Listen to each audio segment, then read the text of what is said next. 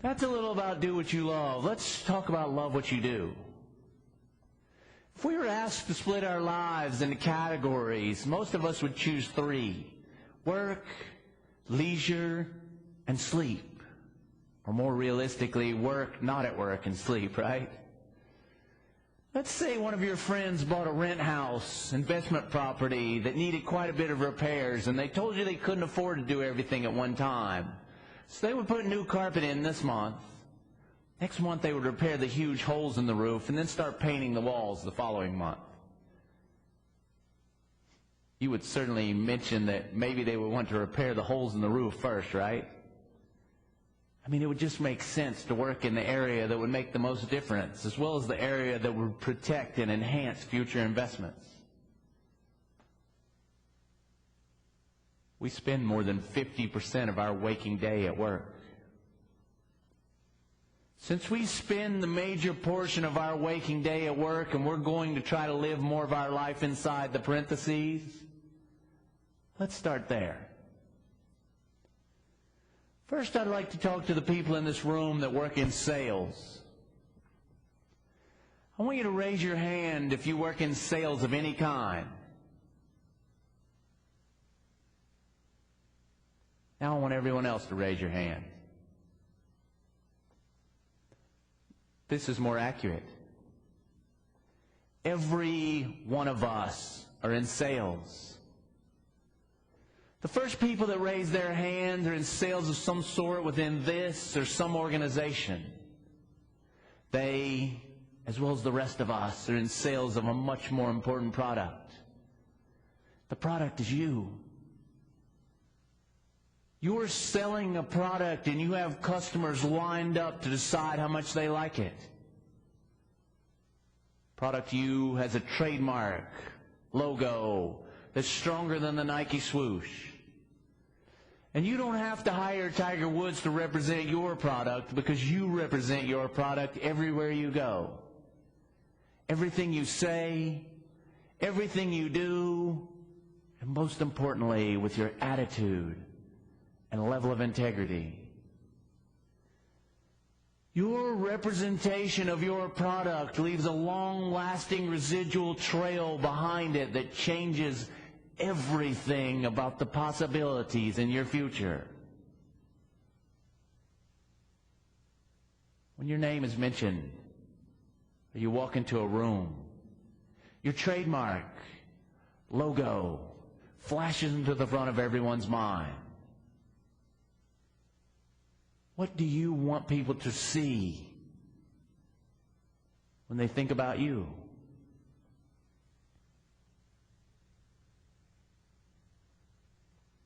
If you're the product, and you are, who are your customers? Almost everyone you come in contact with during your workday, as well as some other parts of your life. Your number one customer is your direct boss. She buys what you're selling every week, as well as has a lot to do with determining what you get paid for it. If you actually work with the customers that bring the money through the doors, that would be a pretty important customer. The people above your boss are customers. And the people that work for you are certainly your customers as well. They count on you for guidance, to lead them in the right direction. And you should be leading them, not managing them. Lead the people, manage the business. But that's another talk for this afternoon.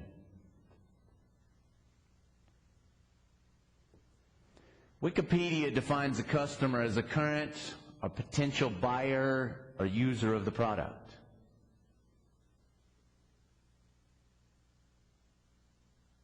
So we've determined what the product is, you, and we now know who the customers are, almost everyone else. Who is the most important person in this equation? No, you are. That's right. Of course you are. I know we've said for years the customer is king, and this is true to some degree, but also very superficial. If you take you out of the equation, does it really matter to you how happy the customer is? If there's no you, there's no reason for any of this from your perspective. So now that we've determined you're the most important person in this equation, let's decide what you want out of this game.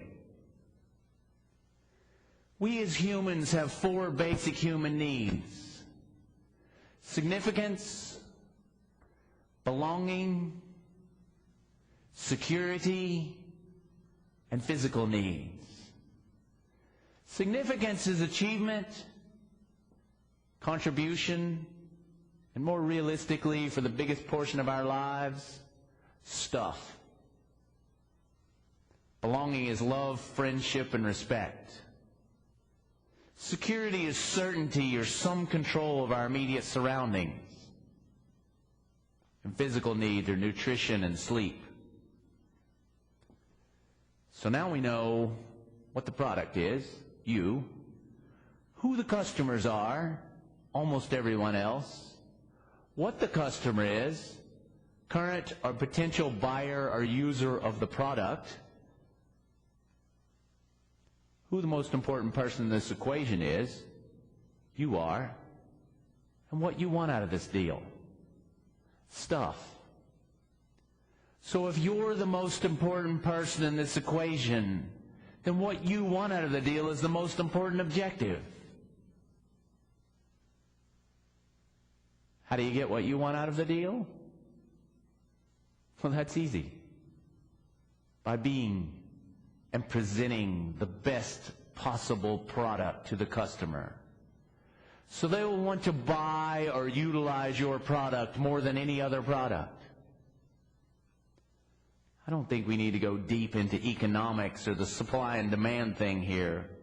But the more the customer wants the product, and we know there's only one, the higher the value goes.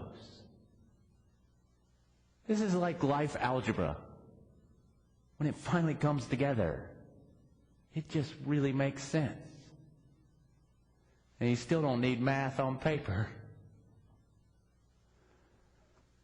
How many of the 4 basic human needs can we fulfill or are related to what we do at work? Just look at them for a minute.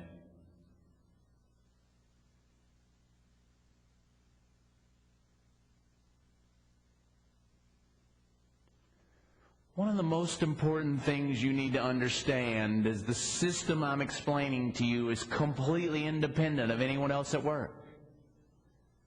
This is about product you.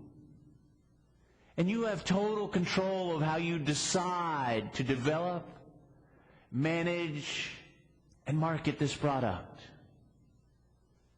If you're an inventor and you are designing a product to bring to market, would you openly complain about the shortcomings of the other products around you? Or would you make note of them? Would you look at other products like the one you're designing and say or think something like, I can't design this feature or that feature into my product because none of my competition have that feature. I just want my product to fit in so no one will notice it or think it's different. Or maybe you want to buy it or utilize it. Think about the people you know or know of that are extremely successful. Do a little research into their past and see if they were scared to stand out, or if they had the courage to excel, to slowly pull away from the crowd so that one day, which is today for them, they could feel the greatness this life has to offer the people that are willing to make this decision. When you get home, walk into your bathroom and stand in front of the sink. You're upgrading, improving a product, and you're looking at the current model in the mirror. How many products have you purchased from a store and after using them thought, this is a good product, but I would change the way it does this, Or I would improve the way it does that. Think about how product U performed each of the tasks you were involved in that day. This product, you can change anything you want.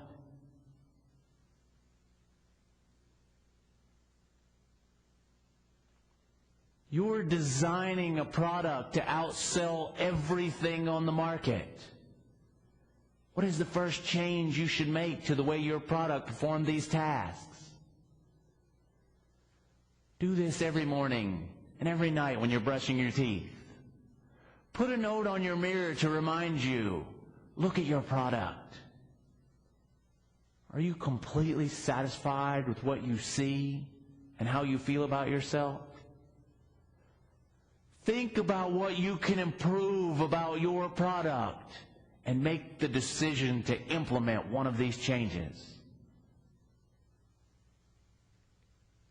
The immediate advantage of making the decision to make these changes is the way these changes will make you feel about yourself. The main short-term advantage and side effect will be what this does to your financial bottom line, which will affect the way you feel about yourself and your accomplishments. The long-term effect is immeasurable.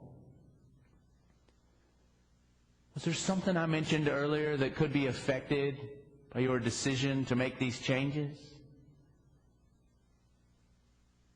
Your dreams?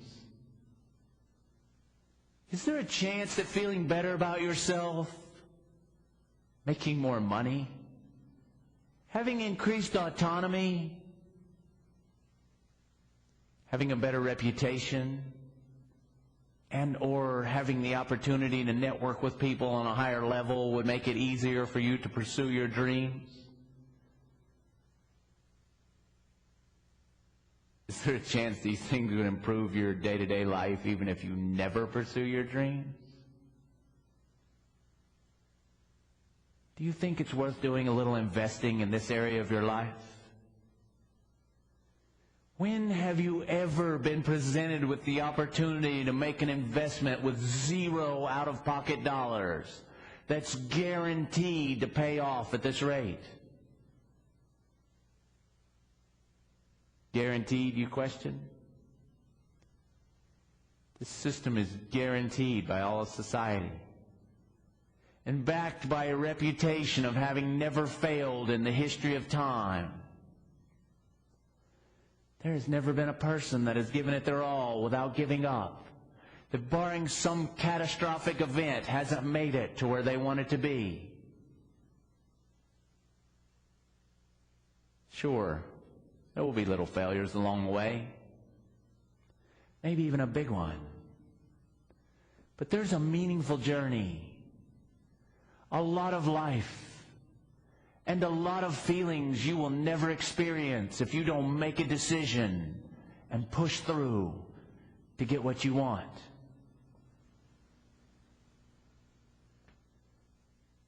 You doubt this system? You want a test drive? Set your sights on a small change, something just outside of your comfort zone.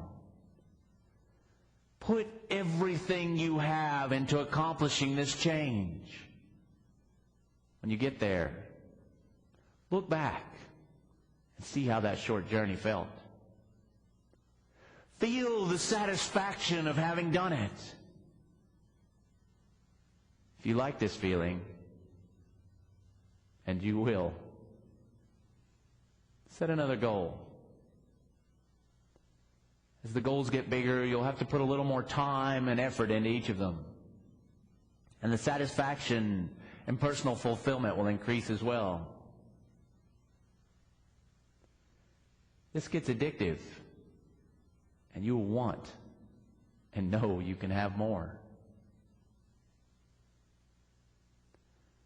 It's unfortunate that I have to address this, but I know from feedback I've received on this material in the past, there may be a few people in this audience thinking something like, I know why they got this guy to come talk to us.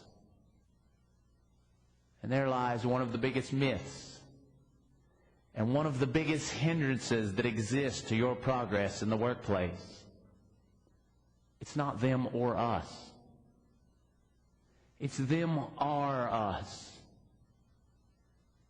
We're all in this together. Everyone is just trying to get somewhere. Even if you work with or for some people that seem to only have their own objectives in mind,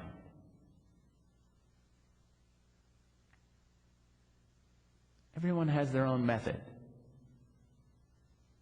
This system works for you. And not taking advantage of this system for yourself because you know someone else will gain from it as well is a perfect example of the old saying, don't cut off your nose to spite your face.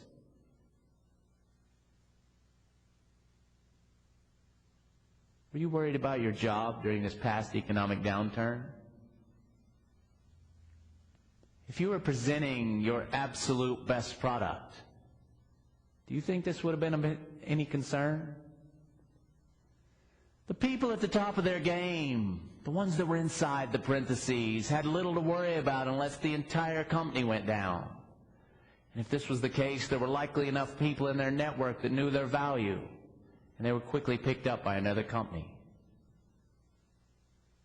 In addition to this, there's about a 100% chance that making these changes will get you to your one day faster. Earlier I mentioned one day. How many times has the phrase one day crossed your lips? What does your one day look like?